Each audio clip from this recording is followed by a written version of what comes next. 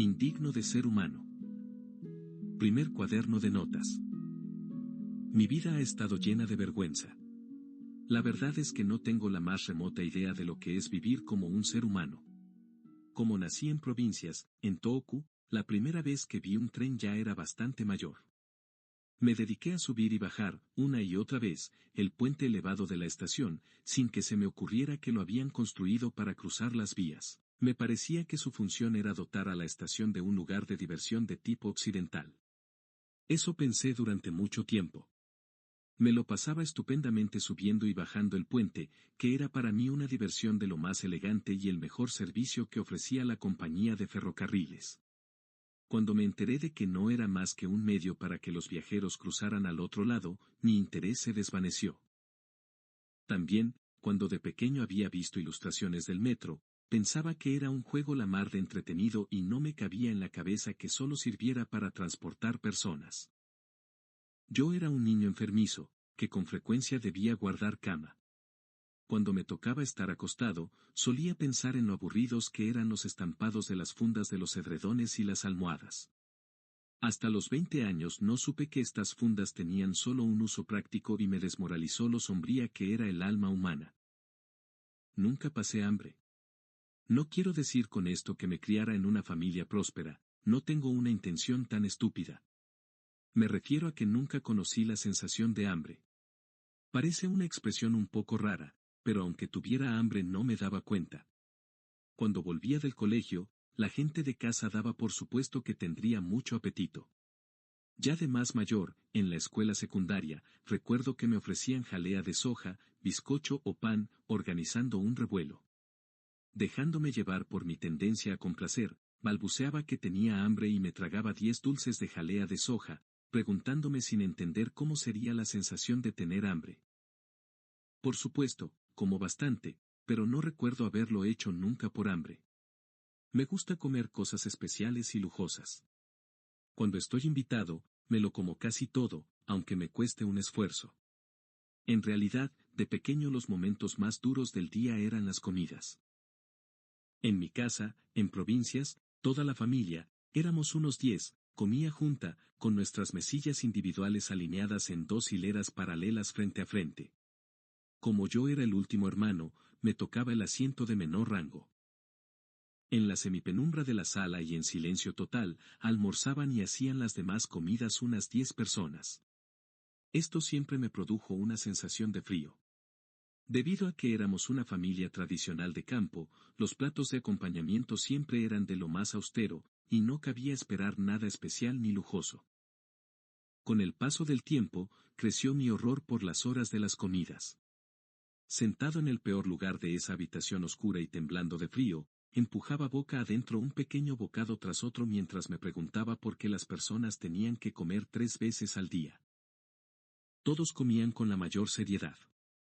Llegué a pensar que era una especie de ceremonia familiar, celebrada 3 veces al día. A la hora determinada, nos reuníamos todos en la habitación mal iluminada ante las mesillas alineadas en orden y, con o sin ganas de comer, masticábamos los alimentos en silencio, quizá para apaciguar a los espíritus que pululaban por allí.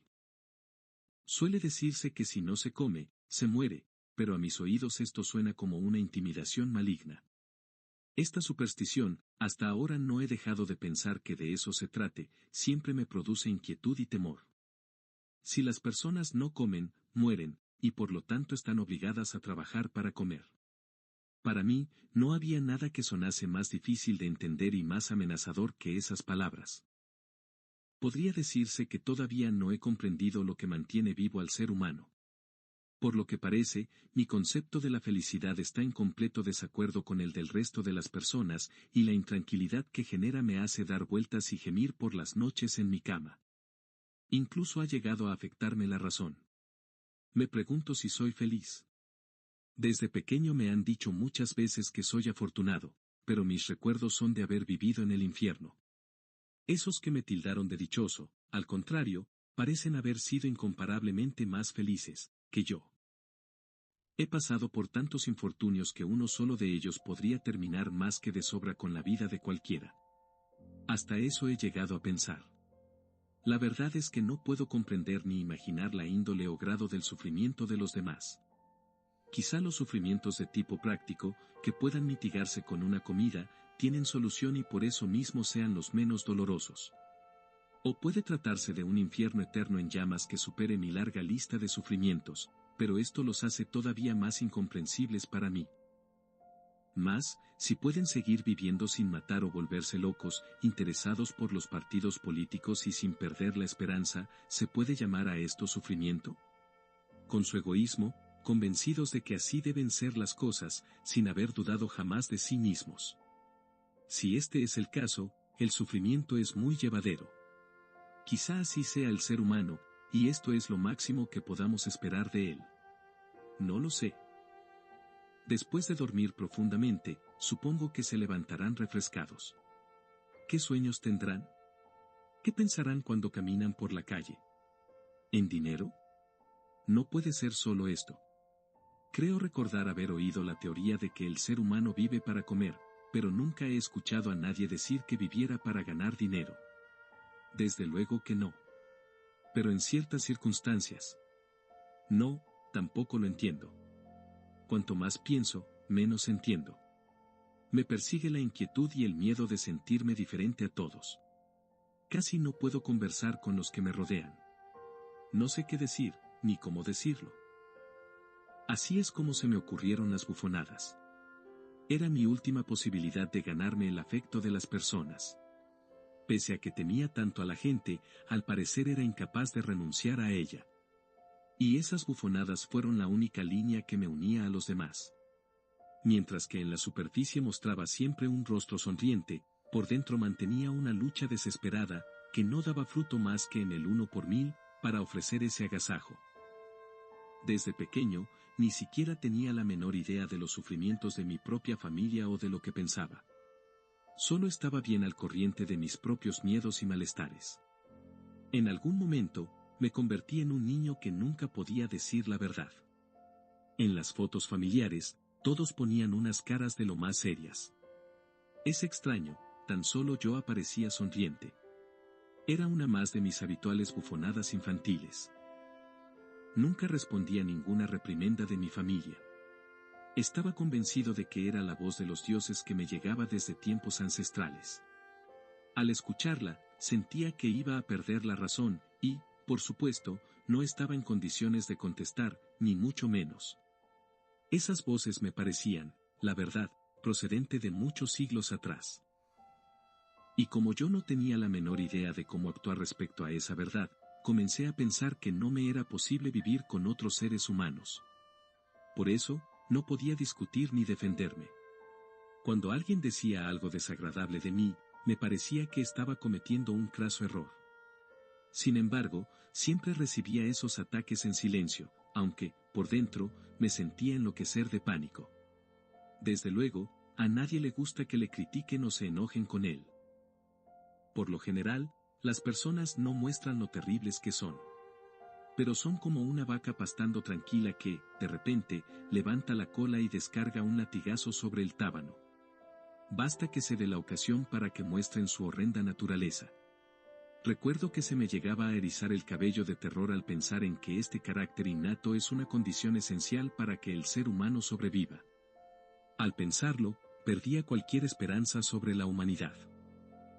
Siempre me había dado miedo la gente y, debido a mi falta de confianza en mi habilidad de hablar o actuar como un ser humano, mantuve mis agonías solitarias encerradas en el pecho y mi melancolía e inquietud ocultas tras un ingenuo optimismo. Y con el tiempo me fui perfeccionando en mi papel de extraño bufón. No me importaba cómo, lo importante era conseguir que se rieran. De esta forma, quizá a los humanos no les importara que me mantuviera fuera de su vida diaria. Lo que debía evitar a toda costa era convertirme en un fastidio para ellos.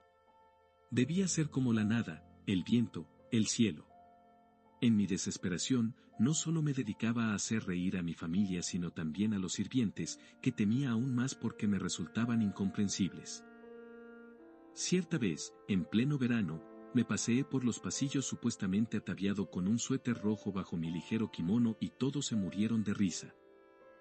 Yochan, 2, te sienta fatal, dijo entre carcajadas mi hermano mayor, que casi nunca se reía, en un repelente tono cariñoso.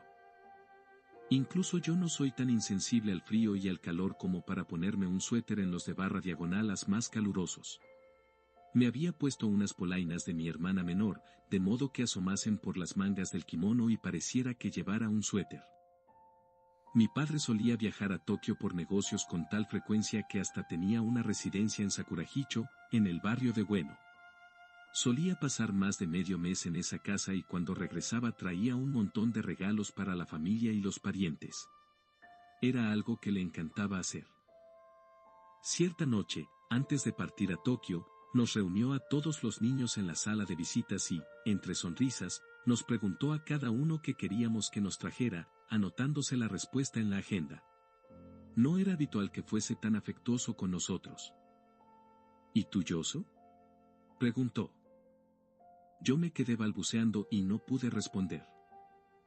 Como me preguntó de repente qué quería, lo primero que se me ocurrió es que no quería nada.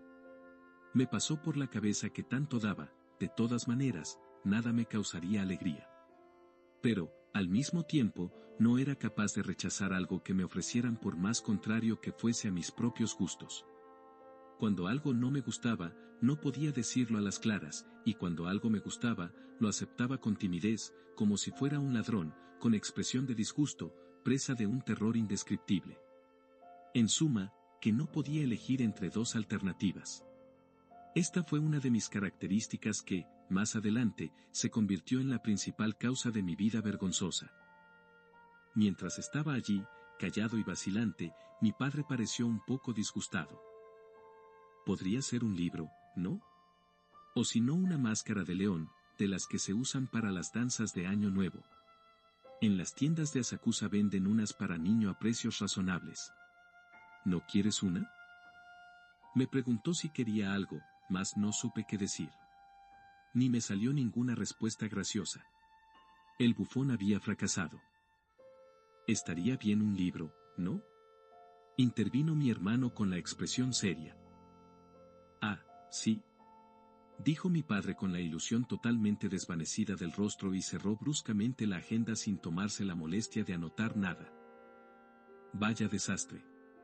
Había causado que mi padre se enojara y seguro que debía temer su venganza. Tenía que hacer algo antes de que fuese demasiado tarde. Esa noche, temblando bajo el edredón, me devané los sesos para encontrar una solución. Al final, me levanté, entré en la sala de visitas, abrí el cajón del escritorio donde mi padre guardaba la agenda, la abrí y pasé las páginas hasta encontrar donde tenía anotados los pedidos de regalos. Lamí la punta de un lápiz, anoté, máscara de león, y volví a la cama. De hecho, no deseaba en absoluto la máscara para la danza de león, incluso hubiera preferido un libro. Pero me había dado cuenta de que mi padre quería comprarme una máscara de león y, como quería que recuperase su buen humor, me había aventurado en plena noche a entrar subrepticiamente en la sala de visitas. Esta medida de emergencia resultó recompensada por el éxito, tal como esperaba. Cuando mi padre volvió de Tokio, oí desde la habitación de los niños su vozarrón mientras se lo contaba a mi madre. Estaba en una de las tiendas de juguetes de Asakusa y abrí la agenda. Alguien había escrito máscara de león. Y no era mi letra. Me quedé de lo más extrañado, aunque enseguida caí en la cuenta. Era una travesura de Yoso. Al volver, le pregunté y se quedó callado, riéndose nervioso. Seguro que se moría de ganas de tenerla. Vaya chiquillo más raro. Simula que no le interesa nada para después ir a escribir con toda claridad lo que quiere. Si deseaba tanto la máscara, ¿por qué no me lo dijo desde el principio? Me puse a reír en medio de la tienda. Anda, dile que venga. Cierta vez reuní a los sirvientes en la habitación occidental y pedí a uno de los criados que aporreara como le viniera en gana las teclas del piano, pese a que vivíamos en provincias. Nuestra casa tenía las comodidades propias de la ciudad, y, al ritmo de esa música, ejecuté una especie de danza india que hizo revolcarse de risa a todos. Uno de mis hermanos tomó una foto de mi representación. Cuando la vimos, resultó que entre los dos pañuelos de hacer fardos de algodón blanco, que me había colocado a modo de taparrabos, asomaba mi pequeño pene, lo que de nuevo fue causa de gran regocijo. Podría decirse que esto fue un éxito muy por encima de mis expectativas.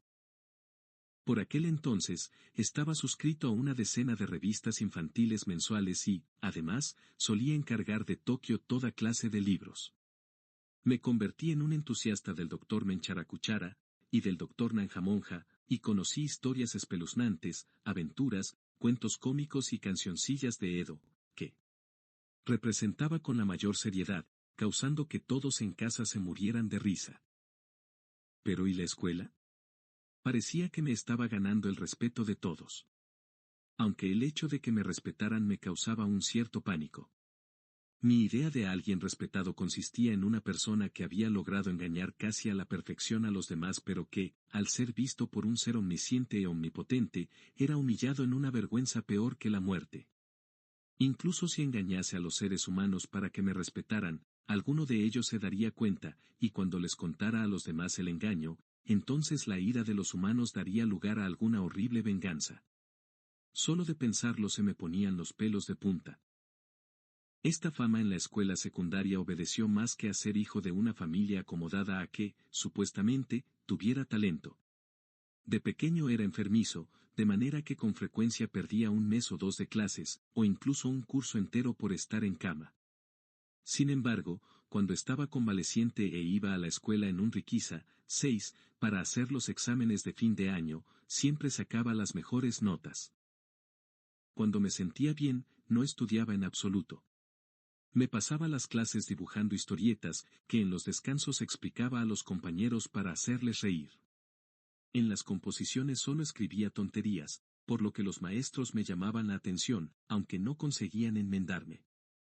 La razón es que yo sabía que, en secreto, se lo pasaban de lo lindo leyendo esas historias absurdas. Cierta vez escribí que mi madre me llevó a Tokio en tren y, por equivocación, oriné en una de las escupideras del pasillo. No es que no supiera para qué servían las escupideras, lo que ocurrió es que me hice el inocente. Sabía que el maestro lo iba a encontrar divertidísimo, por lo que le seguí sigilosamente en su camino a la sala de profesores. Vi que sacaba mi composición entre las de varias clases y se la leía por el pasillo sin poder contener la risa. Al llegar a la sala de profesores y terminar la lectura, estalló en tremendas carcajadas, poniéndose colorado como un tomate, y se la pasó a los demás maestros. Me sentía satisfecho a más no poder. ¡Qué travieso! Había conseguido que me tomaran por un niño travieso. Había evitado con éxito que me respetaran. Siempre sacaba sobresaliente en todo, excepto en conducta, donde no lograba más que un aprobado, lo que, a su vez, causaba gran regocijo a mi familia. Sin embargo, mi verdadero carácter era completamente opuesto al de un niño travieso. Por aquel entonces, los criados ya me habían enseñado algo lamentable, me habían hecho perder la castidad. Incluso ahora pienso que hacerle eso a un niño es el más perverso y cruel de todos los delitos. Pero no se lo conté a nadie. Sonreí débilmente, pensando que esto me permitía conocer un nuevo aspecto del ser humano. Si hubiera tenido la costumbre de contar las cosas tal como eran, quizá me hubiese atrevido a acusarles ante mis padres, pero lo cierto es que no los comprendía. No podía esperar que nadie me ayudara. Si se lo hubiera contado a mi padre, a mi madre, a la policía, a las autoridades o a cualquiera que tuviese poder en el mundo, tal vez me hubieran abrumado con excusas bien vistas por la sociedad. Está claro que existe el favoritismo, y estoy seguro de que acusar a los criados hubiera sido en vano. Por eso, mantuve oculta la verdad y continué haciendo el bufón. ¿No tienes fe en el ser humano? Por cierto, cuando te hiciste cristiano, quizá alguien me pregunte burlándose. Pero no creo que la desconfianza en el ser humano tenga que surgir por motivos religiosos. ¿No es cierto que estas personas, incluidas las que se burlan de mí, viven tan tranquilas en la mutua desconfianza, sin que la existencia de Dios se les pase por la cabeza? Esto ocurrió cuando era pequeño. Un político muy conocido del partido al que pertenecía mi padre vino a nuestro barrio para pronunciar un discurso. Los sirvientes me acompañaron al teatro donde iba a celebrarse la reunión. La sala estaba abarrotada, y la mayoría de los presentes, conocidos de mi padre, aplaudieron con entusiasmo. Cuando terminó el discurso, Los asistentes salieron en grupos de 3 o 5 a la calle nevada ya oscura echando pestes.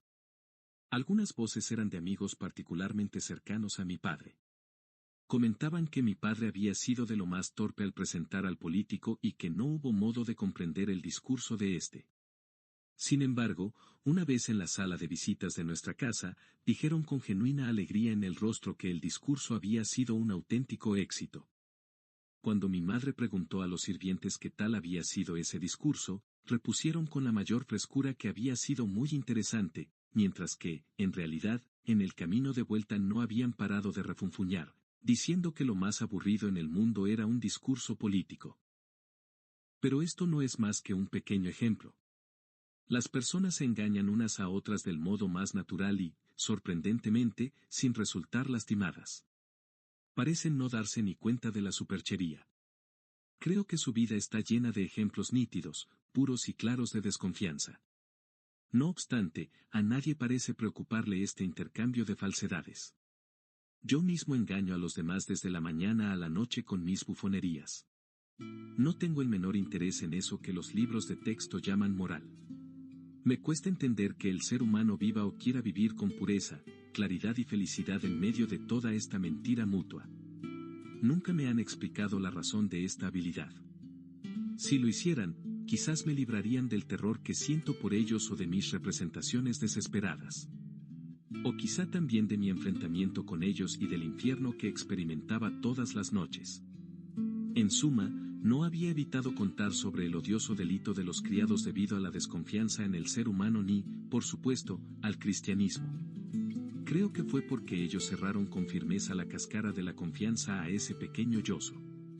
Hasta mis propios padres se comportaron de una forma incomprensible para mí. Años después, muchas mujeres fueron capaces de detectar el olor de la soledad que nunca había mostrado a nadie, y me da la impresión de que esta fue la causa de que abusaran de mí. De hecho, las mujeres me consideraron un hombre capaz de guardar un secreto de amor.